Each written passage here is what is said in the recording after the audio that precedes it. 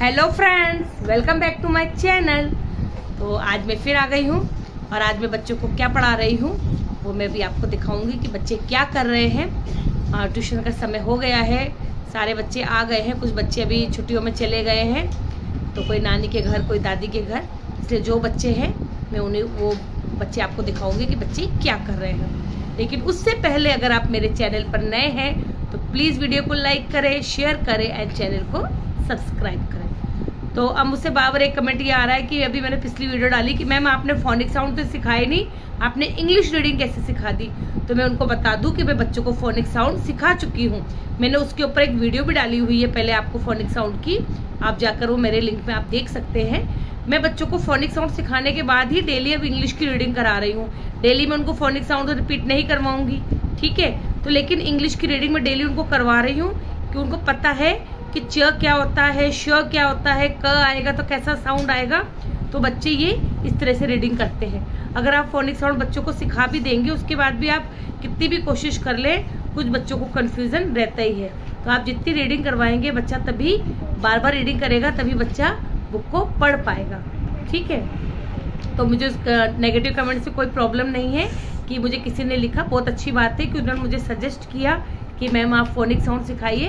तो मैं बता दूं कि मैं फोनिक साउंड बच्चों को सिखा चुकी हूँ और मैं बच्चों को ये भी बता चुकी हूँ कि आपको बेटा ए का साउंड कहाँ पर अ आता है, कहाँ ए आता है।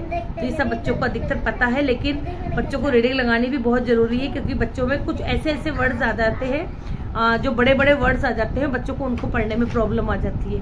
तो ठीक है, तो इसलिए आप भी माइंड मत कीजिएगा और मैंने भी माइंड नहीं किया है कि अगर आपने मुझे सजेस्ट किया है, अगर मुझसे और कोई गलती हो जाए कहीं पर वीडियो में तो प्लीज़ आप मुझे बता दीजिए, तो मैं उसको अपना करेक्शन कर लूँगी। तो चलिए, क्लास फर्स्ट का बच्चा है, इसको 7 का टेबल लर्न नहीं हो रही है, बार बार इसको लर्न कराने के बावजूद भी। तो आज मैंने इसको वापस से 7 का टेबल 2 बार रिपीट करने के लिए दिया है। कल मैंने इसे डोजिंग टेबल्स दिए थे होमवर्क में, और आज मैं इसको 7 का टेबल, क्योंकि बार बार भूल रहा है, तो इसको 7 का टेबल 2 बार रिपीट करवा के लिखवा रही हूँ। हाँ, राइटिंग अच्छी करो बेटा। इस बच्चे को मैंने दिए थे computer of parts of computer, types of computer, ठीक है। टाइप्स ऑफ कंप्यूटर के नेम बोलो, क्या क्या लिखे आपने? Laptop, tablet, computer, desktop. Very good. अब आज मैंने इसे क्वेश्चन दिया है व्हाट इज अ सेंटेंस, ठीक है। उसे मैंने समझा दिया सेंटेंस क्या होते हैं, लेकिन इंग्लिश में बच्चे को इसकी डेफिनेशन लर्न करनी है, तो बच्चे को इसका आंसर लिखना है। लिखो अ, हाँ, कैपिटल ए, कैपिटल लिखो ना।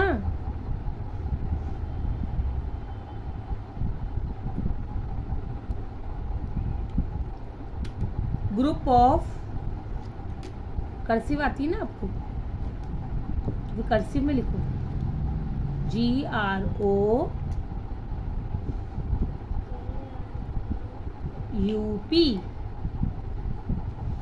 a group of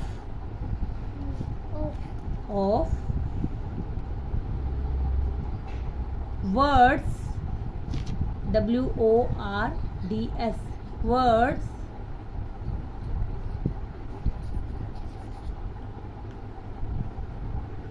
that, THAT, that makes a complete sense, that makes a MAKEF, के की। देखिए क्लास 4 की लड़की है ये, इसको मैंने रोमन नंबर सिखा दिए हैं। आज हम 80 पे पहुंच गए हैं, 50 तक इसको अच्छे से आ गए हैं। उसके बाद मैं इसको 51 से 80 आज करवा रही हूँ। यस, इसके अलावा उसको मैं Indian system, international system, round up, nearest 10, nearest 100 तक सिखा चुकी हूँ, क्योंकि जो जो चैप्टर आ रहे हैं इसके मैथ्स में वो उसको मैं क्लियर करती जा रही हूँ और डेली उनका टेस्ट भी ले रही हूँ। Turn your page. ये देखिए, कल मैंने इसका टेस्ट भी लिया था, तो मैं इसका टेस्ट ले लेती हूँ, ताकि जी पता लग जाता है कि बच्चे को कितना लर्न हुआ, कितना आता है बच्चे को, उसके अकॉर्डिंग बच्चा, और अच्छा भी करता है बच्चा। ये देखिए क्लास फर्स्ट की कॉपी है ये, इस बच्चे को मैंने इंग्लिश में नेचुरल थिंग्स और मैन मेड थिंग्स होमवर्क में दिए थे।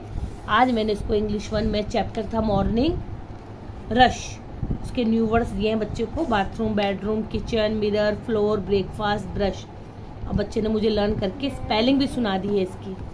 इसके अलावा हिंदी में मैंने इसे शब्द किसे कहते हैं, तो वर्णों के मेल से शब्द बनता है। ठीक है, ये शब्द कैसे बनते हैं ये भी लिख सकते हैं हम, तो वर्णों के मेल से शब्द बनते हैं। और वर्णों को मिलाकर शब्द बनाइए तो बच्चा सीख गया कि ये वर्ण है अलग अलग। जब क म अ ल ये अलग अलग लिखे हुए तो वर्ण है, लेकिन हमको मिलाकर लिखा तो ये शब्द बनता है। ठीक है, तो देखा आपने कि मैं उनको बच्चों को आगे बढ़ती जा रही हूँ और बच्चों को लर्न करना सिखाती जा रही हूँ। ये क्लास 1 का बच्चा है बेटा, ये वर्णों लिखना है, वर्णों। यहाँ देखो वर्ण हो गया आपका। ठीक है, इसमें ओ की मात्रा गायब है, लगाओ इसमें ओ की मात्रा, ध्यान से लिखो। और क्वेश्चन मार्क नहीं लगाना आपको, आंसर के लास्ट में पूर्ण विराम लगता है।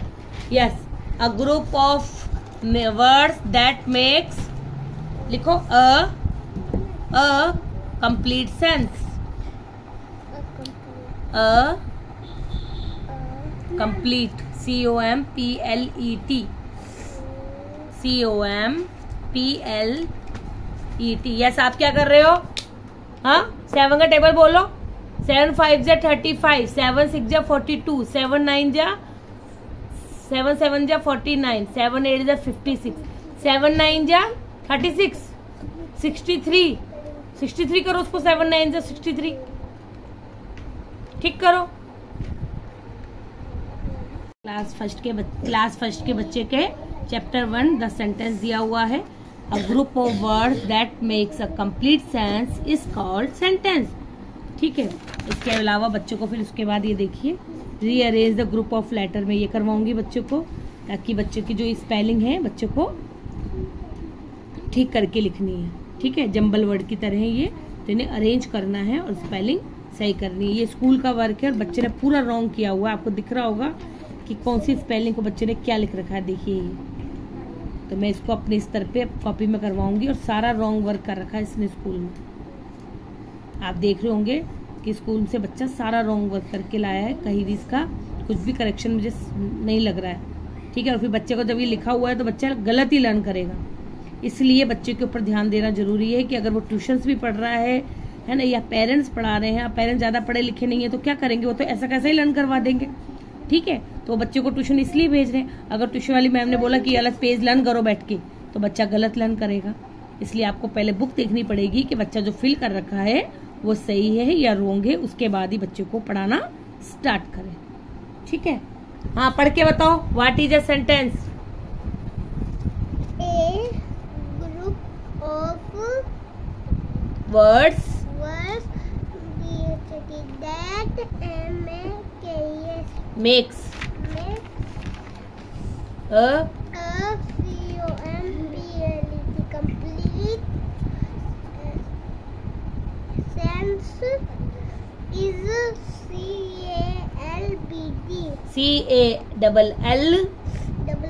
CALLED called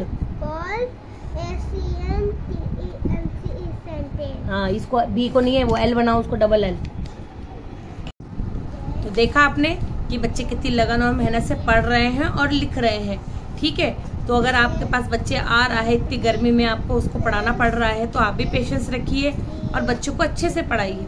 ठीक है, क्योंकि अभी कोई बर्डन नहीं है बच्चे के ऊपर, कोई बाउंडेशन नहीं है कि बच्चों को यही लर्न करना है या यही लिखाना है या होमवर्क आया हुआ है ना। तो आपको बच्चों को आराम से आप कोई सी भी एक बुक उठाइए, English, Hindi, maths, GK, computer, SST, EVS, इतने सारे सब्जेक्ट हैं, और बच्चों को एक एक दो दो चैप्टर उसमें से क्लियर करवा दीजिए। ठीक है, कि वर्ड क्या होते हैं, शब्द क्या होते हैं, सेंटेंस क्या होते हैं। ठीक है, ये बच्चों को अच्छे से लर्न करवाइए। इसके अलावा अपोजिट्स हैं, बच्चों को आप अपोजिट लिखवा सकते हैं, हिंदी में वचन है, लिंग है, तो बच्चों को ये सब चीज़ें आप करवा सकते हैं। इसके अलावा मैंने आपको बताया कि मेरा परिचय, उसकी 10 लाइन मैं जरूर लिखवाती हूँ बच्चों को, कि अपना नाम, पता, मम्मी पापा का नाम, स्कूल का नाम, क्लास, सब पता होना चाहिए बच्चों को। इसके अलावा बहुत सारे ऐसे हैं, निबंध हैं, इंग्लिश में है ना, द काउ। ठीक है, तो आपको टेबल्स हैं, मल्टीप्लाई के सम है, कैरी है, बोरो है, डिवाइड है, तो आप बहुत कुछ सिखा सकते हैं। आई होप वीडियो आपके लिए हेल्पफुल होगी, आपको अच्छी लगेगी। वीडियो अच्छी लगे तो प्लीज़ वीडियो को लाइक करें, शेयर करें, चैनल को सब्सक्राइब करना ना भूलें। Okay then, thank you, bye.